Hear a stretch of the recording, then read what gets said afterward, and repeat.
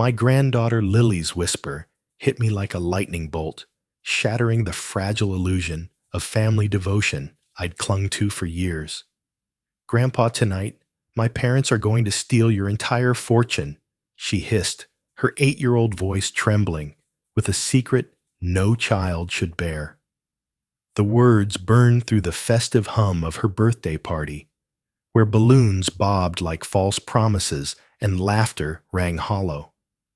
I, William, a retired construction tycoon who'd poured my heart and wealth into supporting my daughter Clara and her husband Daniel, felt the ground tilt beneath me. Behind my weary smile, a storm brewed betrayal, raw and cold, sliced through my trust like a rusty blade. Lily's wide eyes darted toward the living room, where Clara and Daniel mingled with guests, their smiles polished to perfection. She tugged my sleeve, pulling me into a shadowed corner of the decorated hallway. I heard them last night, she whispered, clutching her party dress. They were with a man in a suit, talking about papers to make you go away. They said you're too old to keep all that money. My chest tightened, the air heavy with the weight of her words. Papers. A man in a suit. The pieces clicked, a plot, not just to rob me, but to erase my independence, to lock me away in some forgotten nursing home while they divided my life's work. As the party's chatter swirled around us, I hugged Lily close, her small frame trembling against my own. This wasn't just greed. It was a calculated betrayal, a violation of every family bond Americans hold sacred. I masked my fury behind a grandfather's grin, but my mind was already spinning a plan to turn their treachery against them. The morning sun spilled golden patches across my kitchen table, but the warmth couldn't touch the chill that settled in my bones after Daniel's call. His voice crackled through the phone at 7 a.m., slicing the Saturday quiet like a jagged knife. "Dad, you've got to come to Lily's birthday party today." He urged, words tumbling too fast, laced with a nervous tremor I hadn't heard since he crashed my old pickup as a teen. I gripped my coffee mug steam, curling like unanswered questions, and leaned back in my chair. The newspaper lay unread, its headlines blurred by the unease creeping up my spine. "Daniel, when have I ever missed Lily's birthday?" I asked, keeping my tone steady, though something cold twisted in my chest. "It's just... Clara's been planning this for weeks," he stammered, his rehearsed rhythm faltering. A sharp whisper. Clara's voice hissed in the background, urgent and commanding. "She really wants you there early, around 1:30, to talk family matters." Family matters. In 5 years since my wife Margaret's passing, family matters never needed special phone calls. Clara, who treated my presence like a chore, suddenly cared about my attendance. The spoon clinked against my mug as I stirred, watching cream swirl into tiny storms. Thoughtful of her, I said my businessman's instincts honed over 40 years, screaming that something was off. I walked to the window, phone pressed to my ear, watching Mrs. Thompson, my neighbor, tend her roses across the street. Her words from last week echoed, "Saw Clara and Daniel downtown Tuesday, coming out of First National Bank with a slick-looking man in a suit, carrying a suitcase stuffed with papers, looking mighty serious." She chuckled, assuming it was routine refinancing, but now her casual observation felt like a warning flare. A man in a suit. Papers. My mind flashed to Lily's crayon drawing on the fridge, a lopsided house labeled Grandpa, Daddy, Mommy, Lily, in purple scrawl. That little girl was my world. But Clara's calculating glances at Margaret's funeral came rushing back. She'd whispered about all this space in my home, her eyes lingering on the granite countertops Margaret and I chose together.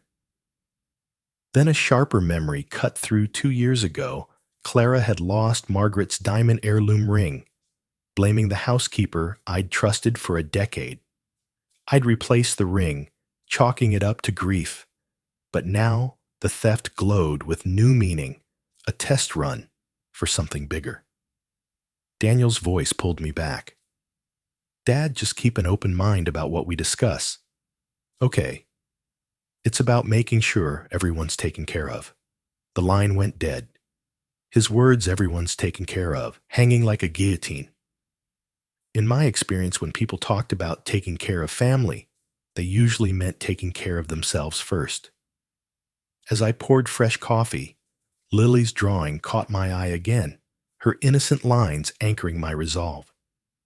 Whatever Clara and Daniel were plotting, it could wait until I'd celebrated my granddaughter's 8th birthday. But my instincts whispered, watch them closely. William, greed makes monsters of the weak. The air at Lily's birthday party buzzed with forced cheer, a stage play where every smile felt like a rehearsed line. William, stepped into Clara and Daniel's house at 1:30 sharp arms, laden with gifts, a $200 Lego architecture set of the Empire State Building sparked by Lily's love for skyscrapers, and a $350 Trek bicycle with reflective strips for her growing adventures. Streamers dangled from doorways like spiderwebs, and balloon clusters bobbed in corners more extravagant than any party they'd thrown before. Yet the atmosphere crackled with artifice, as if the decorations masked a darker script. Clara greeted me with a theatrical hug, her arms lingering too long. William, you look so distinguished today. She sang, her eyes glinting with an energy I'd never seen directed at me. Her usual polite nods were replaced by this overdone warmth, and my stomach churned. Daniel clapped my shoulder too hard, his laugh echoing like a carnival barker's. Dad, come meet Victor Crane, my colleague. He steered me toward a man in a tailored suit, his grin sharp as a shark's. Victor extended a hand, his grip cold and calculated. Heard so much about you, William. Quite the empire you built. He said, his eyes scanning me like I was a ledger to be balanced. My instincts, forged in 40 years of boardroom battles, screamed this man wasn't here for cake. As children darted around pin-the-tail games, Clara hovered, refilling my glass before it emptied, her voice dripping with concern. You must be tired living alone in that big house, she said, her gaze flicking to my keys, where Margaret's old Mercedes fob dangled. Have you thought about selling? There are such lovely retirement communities now.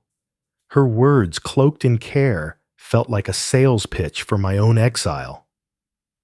Victor chimed in, casual but pointed property, like yours, must be a burden. Ever considered liquidating for simpler investments? The room seemed to shrink, their coordinated glances tightening the noose. I played along, nodding vaguely, but my eyes tracked Lily across the room. She unwrapped my Lego set with careful fingers, her smile bright but fleeting, shadowed by a worry no 8-year-old should carry. As she thanked me, her voice caught a mix of gratitude and guilt. The other guests, neighbors, school parents, chatted over cupcakes, oblivious to the undercurrent of deceit. Mrs. Larson, a sharp-eyed widow, leaned close. Lily asked me yesterday if grandparents ever lose their homes to family. Odd question for a child, don't you think? My glass froze halfway to my lips.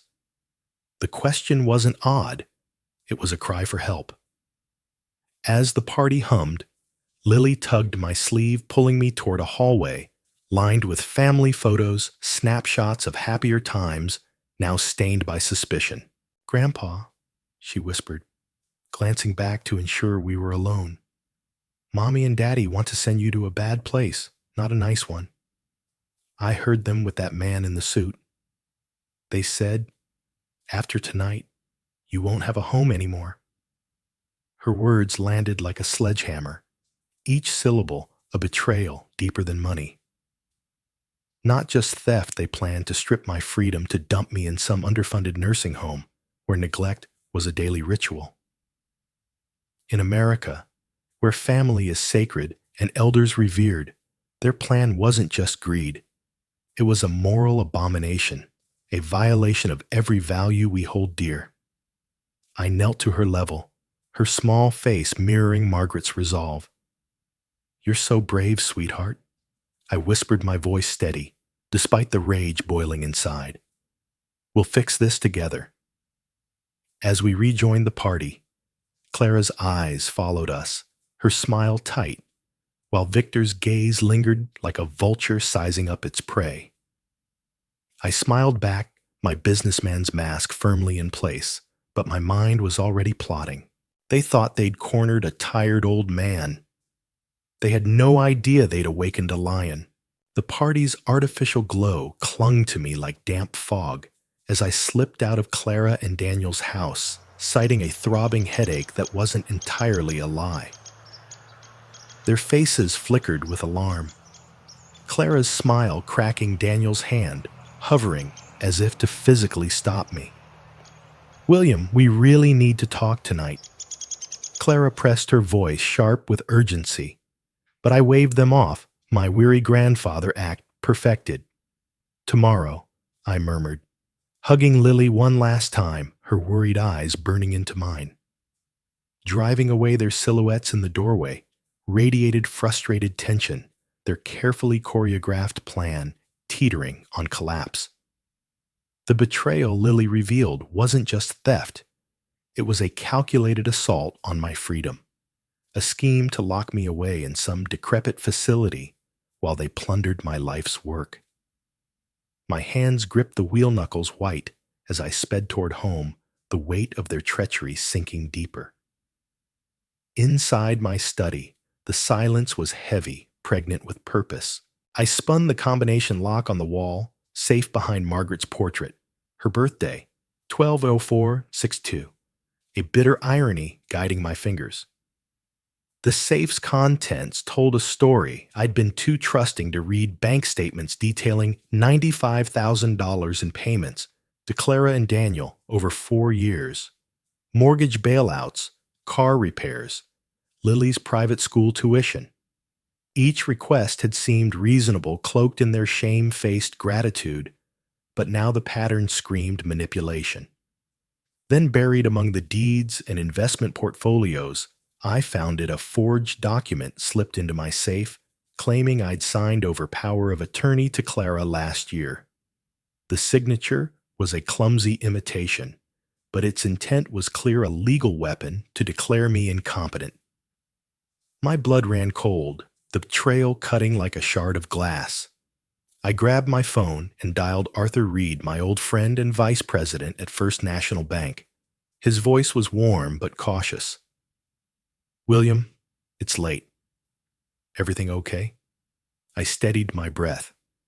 "Arthur, I need to know about Clara and Daniel's visit to your bank last Tuesday."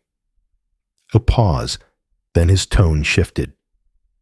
"They came with Victor Crane, that lawyer with a reputation.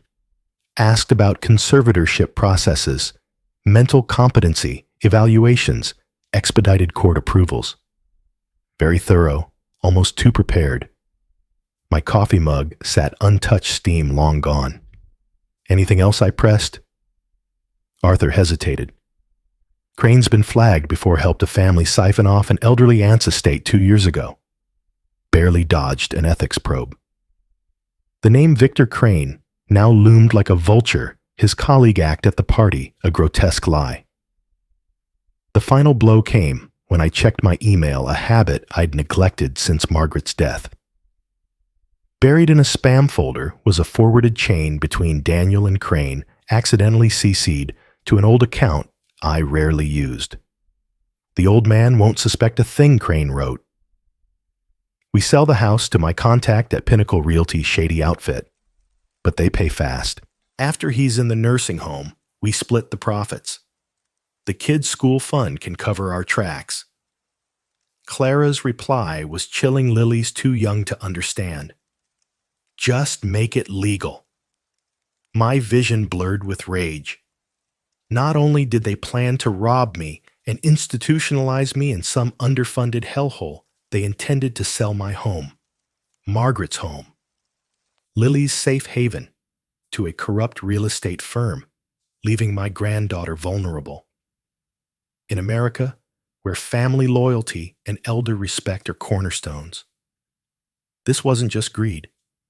It was a moral outrage, a betrayal that spat on every value we hold dear. I leaned back the room, spinning with the scope of their conspiracy.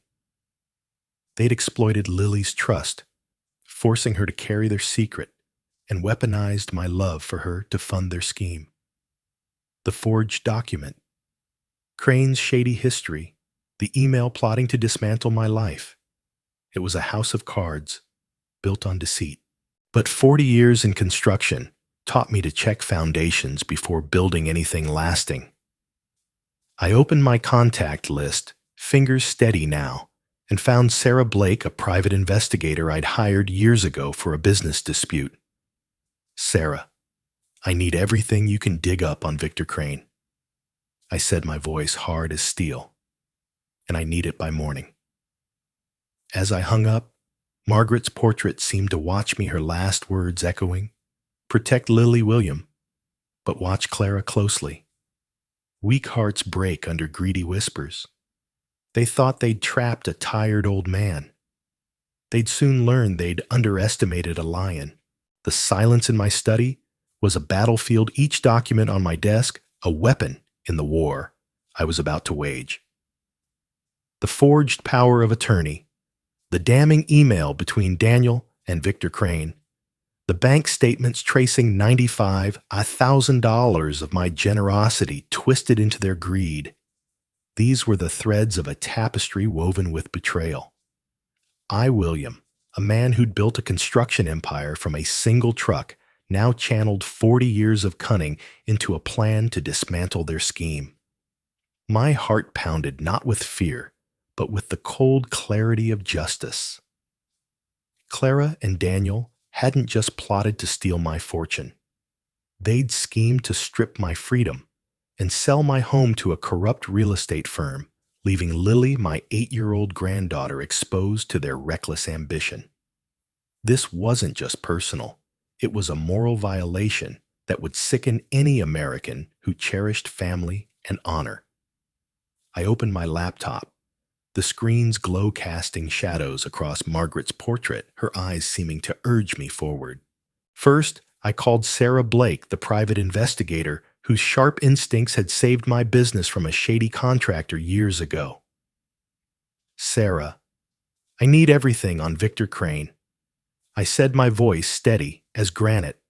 "Bank records, client history, any dirt, by dawn."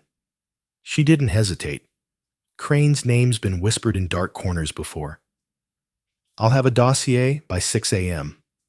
Her words were a spark igniting my resolve.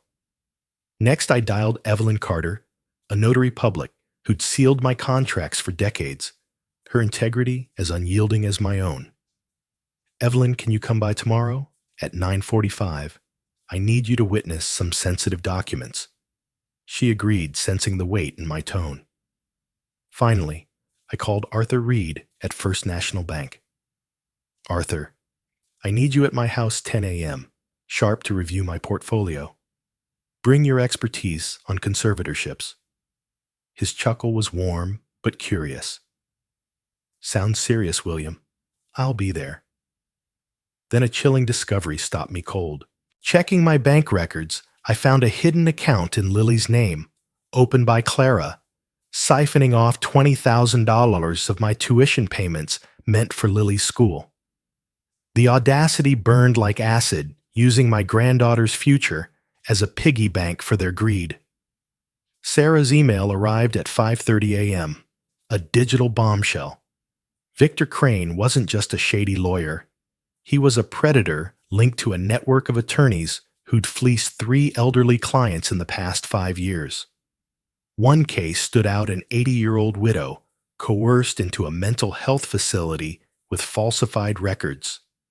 Her estate drained while her grandchildren were left homeless. The details were sickening, a grotesque violation of trust that would enrage anyone who valued elder dignity. Crane's email to Daniel bragged about streamlining the process to secure William's assets before he suspects. My fists clenched Margaret's last words, echoing, "Protect Lily William, but watch Clara closely." Weak hearts break under greedy whispers. I spread my investment statements across the desk like a general's battle map. $2.8 million in liquid assets, 4 rental properties, this house free of mortgages. They thought they'd cornered a frail old man, but they'd forgotten the mind that built this wealth. I drafted a new trust for Lily, locking my estate away until she turned 21, untouchable by Clara or Daniel. Tomorrow, I'd invite them to bring their forged papers with Evelyn and Arthur as witnesses. They'd walk into a trap, their own greed, their undoing. As dawn broke, painting the sky in hues of vengeance, I looked at Lily's crayon drawing on the fridge, a crooked house, a family now fractured. This fight wasn't just for me. It was for her, for the future they'd tried to steal. The morning air in my study crackled with the weight of impending justice as I prepared for the performance of a lifetime. Clara Daniel and their predatory lawyer, Victor Crane, would arrive at 10 Zorzor, expecting to seal their theft with forged papers. I mussed my hair, slipped into a faded cardigan that made me look frailer, and practiced a trembling voice, my businessman's instincts cloaked in the guise of a confused old man. Evelyn Carter, the notary, arrived at 9:45. Her notary seal gleaming like a badge of truth on my desk. Arthur Reed knocked at 10:00 sharp, his banker's portfolio a silent ally. As footsteps approached my front door, I positioned myself behind my desk, Margaret's portrait, watching over me like a sentinel. The trap was set. Clara swept in her smile, a polished mask, clutching a leather folder stuffed with documents. "William, you look so rested," she cooed, her voice dripping with false warmth. Daniel followed, his eyes darting nervously, while Victor Crane trailed behind, his shark-like grin, betraying his confidence. "We brought those papers to help with your situation," Clara said, opening the folder to reveal power of attorney forms, their yellow highlighted signature lines screaming treachery. I blinked at them, feigning bewilderment, my hands trembling as I picked up a page. Papers. "What kind?" I murmured, my voice quivering just enough to sell the act. Daniel leaned forward, earnest but strained. "It's to help manage your finances, Dad. Bill's medical decisions make things easier." Clara nodded, her eyes gleaming. "You've seemed so overwhelmed lately." I rubbed my temples as if their words caused physical pain.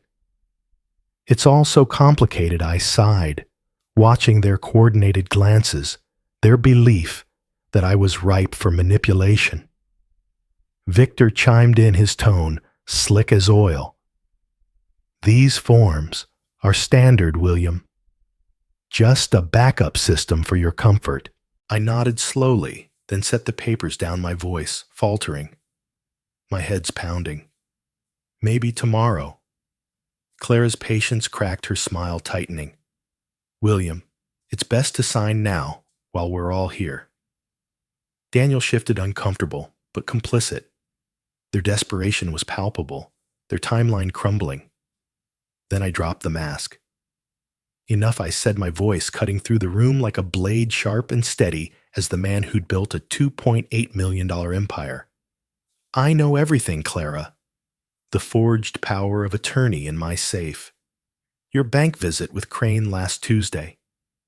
The emails plotting to sell my home to Pinnacle Realty and lock me in a rotting nursing home." The room froze, their faces draining of color. I pulled out Sarah Blake's dossier, tossing it onto the desk. "Victor, your history of fleecing elders, 3 families ruined, 1 widow, institutionalized with fake records. You thought I wouldn't find out. Arthur cleared his throat, his bankers calm, unshaken. I can confirm their questions about conservatorships were unusually specific, focused on mental competency fraud. Evelyn set down her pen, her notary journal open.